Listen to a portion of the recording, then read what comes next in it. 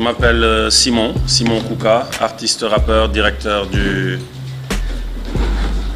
rédac que vous voyez ici présent et directeur artistique du label 99 Jollof for Life. Nous sommes les initiateurs du VSD Hip Hop. Voilà. Le VSD Hip Hop, on en est à la 2e édition. Nous avons fait la première édition l'année dernière. Cette année, nous sommes à la deuxième édition du VSD Hip Hop. Ce concept est né après une tournée nationale qu'on a eu à organiser. On a organisé une tournée nationale, on a fait les 13 régions du Sénégal. Et partout où on est passé, on a eu à installer des bureaux des cultures urbaines. Voilà, on a appelé ces bureaux les réseaux des cultures urbaines.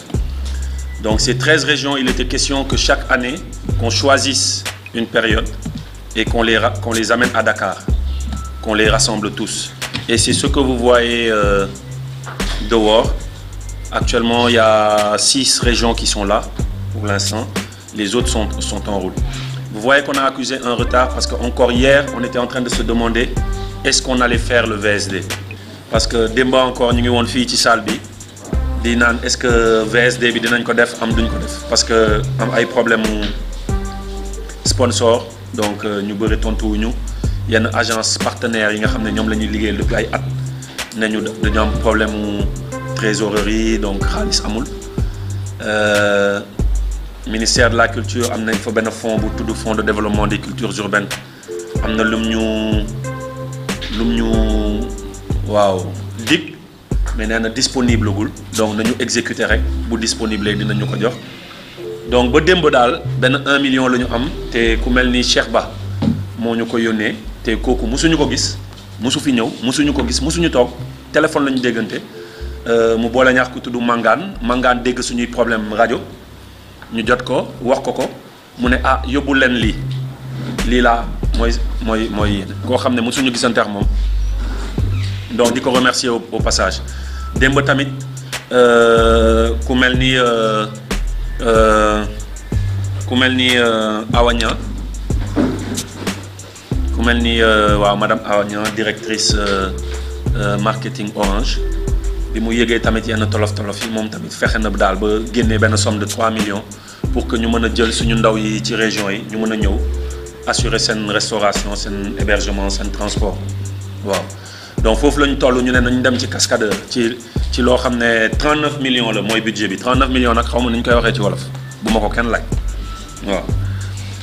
donc ñu nekk ci 4 millions donc ci la ñu nekk nii di jongler ak 4 millions yooyu di continuer tamit di xaar.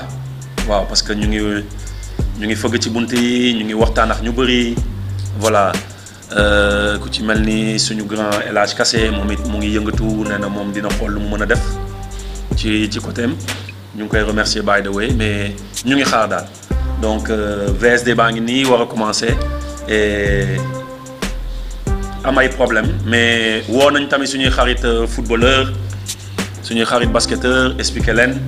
ne leen situation bi lii la yàgg nañu soutenir depuis bi ñuy def ay grand théâtre et cetera ay ñoom Babacar Gueye ancien international maa ngi koy shout out by the way au passage donc ñenn ñi commencé yónnee ay 500 000 fii ay 300 000 pour justement soutenir ñu pour que VSD bi am donc foofu la ñu toll région yi am na 6 yu fi nekk gum sur 13 ñeneen ñi jot nañ leen tard démb pour ñu départ donc ñenn ñi tey si suba pour ne leen am na lu ndaw la ñu jot a am au moins ñëw leen ñu mën a au moins exposer wane ne voilà lu région yi di def parce que VSD bi tamit looloo ko tax a juddu mooy dañu def tour Sénégal dem ci 13 régions yi yëpp def fa ay concerts ay ateliers de formation créer fa tamit ay bureaux tuddee leen réseau des cultures urbaines donc tey région boo dem am na benn réseau des cultures urbaines bu fay teewal hip hop Sénégal en général ndaw ñi di organiser wu mu am ay festival yu juddu yu mel ni 48 heures de Tamba yu mel ni festivalu Casar culture urbaine ñoom Massafou Matam waa Kaffrine Big Soldier et cetera fépp fu ñu jaar rek après am na ay festival yu fa judd donc ñooñu la ñu bëgg indi Dakar wane waa Dakar ne gis ngeen région bi festival yi ñoo fa am studio yi ñoo fa am mais waxaa leen tamit am na ay région yu amul studio yu mel ni Sédhiou Gambie la ñuy dem di enregistrer loolu du yoon ci dëkk bu mel ni Sénégal donc tey nan la ñuy def tamit ba ñun en réseau fexe ba ay ñu mel ni Gambie waaw ñu mel ni waa Sédhiou bañ di dem di enregistrer Gambie mais Sédhiou am studio Fatick tamit amul studio bu baax Kaolack la ñuy dem ak Dakar la ñuy ñëw donc fexe tamit ba Fatick tamit am matuwaay donc looloo tax lu mel ni VSD judd ñu ngi ci lëkkaloo tamit ak waa Jégiraay Alamine a ngi fi di leen teewal waa Africulture urbaine de Matador Omar Ben Khattab moo nekk ci organisation bi waa Didi Record ñoom Didier Paul ñoom ñoo nekk ci organisation bi ñoom Maman Faye wi management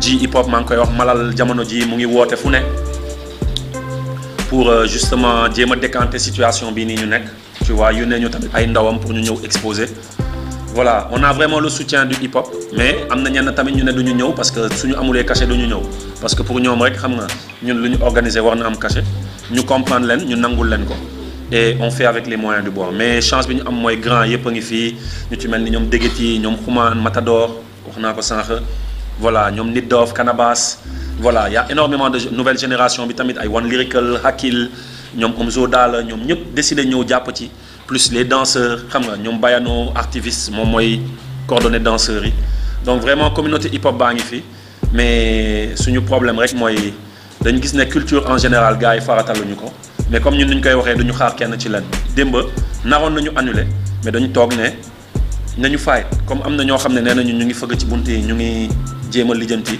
waaw ku ci mel ni tamit ay El Hadj Kassé ñu ngi koy remercier vraiment bu baax parce que mu ngi décarcassé wu pour jéem a au moins sauver manifestation bi mais ñu ngi ci di ñafe di fight pour fexe ba mu am avec vraiment la collaboration de toutes ces structures yu ma lim léegi nii ak tamit suñu volonté moom lañ fi am quoi voilà.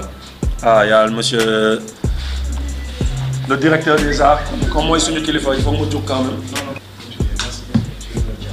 Donc il y a monsieur le directeur des arts monsieur Koundoul qui est là pour représenter le ministère de la culture maa ngi koy tudd sànq bon fond bi bokk na ci lu def bërëb bi ak fond bi tamit jàppale nañu mais nee nañu xaalis bi disponible gul waaw donc xam nga il faut que ñuy wax yi tamit il faut parce que tey ñu bëri ñu ñuy attaqué ci net bi surtout yenn artistes yi ne cachet amul dugg na fii il faut que ñu comprendre tamit fu ñu toll waaw on a annulé pas mal d'artistes mais la crème quand même du mouvement hip-hop est là les grands frères sont là à l'image de Dégeti à l'image de Xuman à l'image du grand frère Matador qui est malade mais qui tient à venir avec sa structure.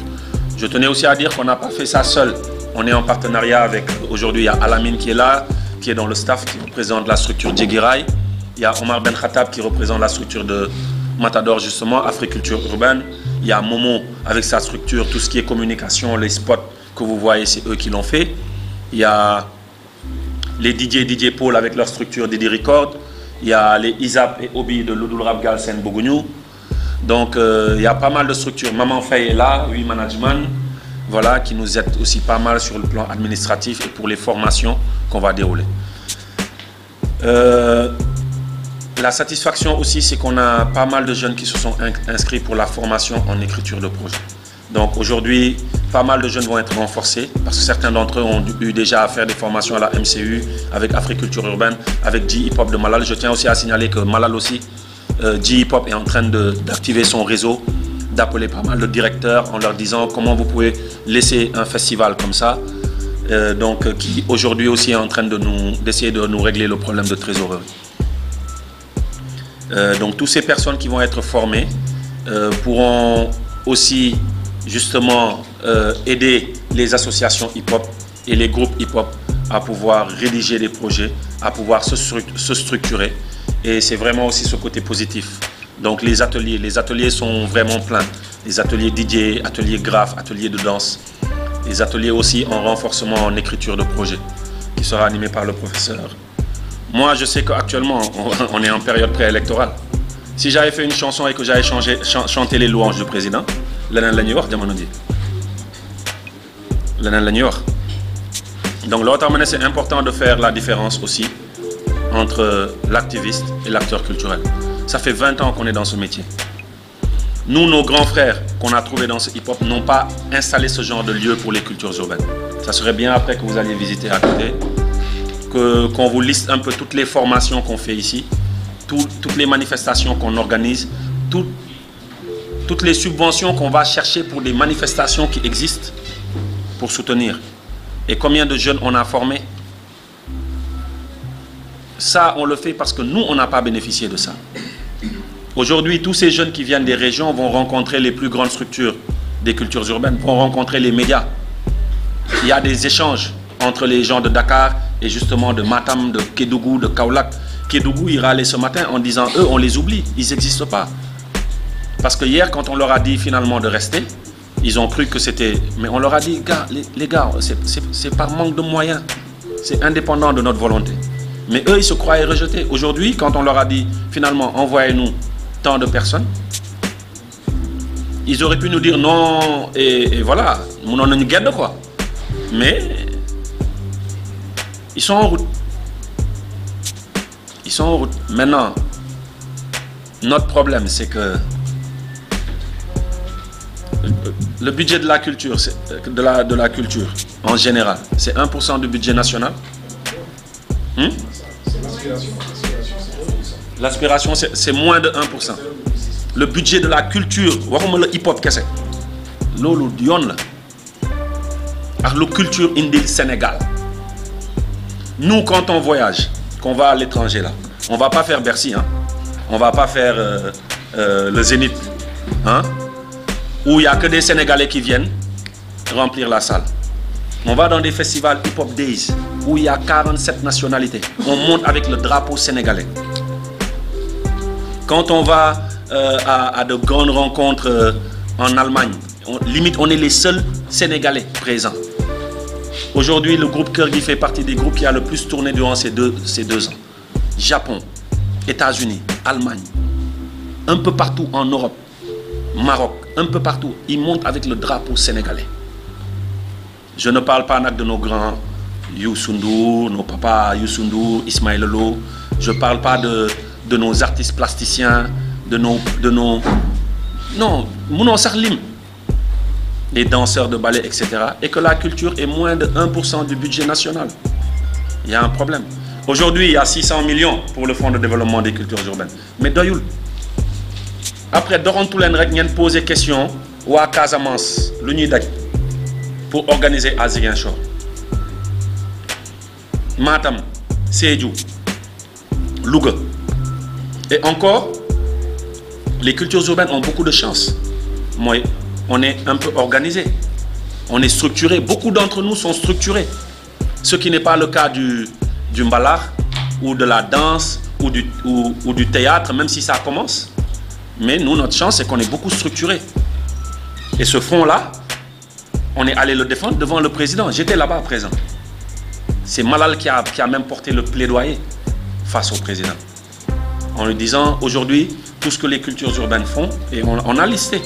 Aujourd'hui, on est dans les 13 régions. On a vraiment listé. Et là, on a eu un fonds de 300 millions, qui n'est pas beaucoup, mais qui est aussi énorme. Parce que ça a solutionné pas mal de problèmes l'année dernière. Et cette année aussi, mais malheureusement, c'est pas disponible.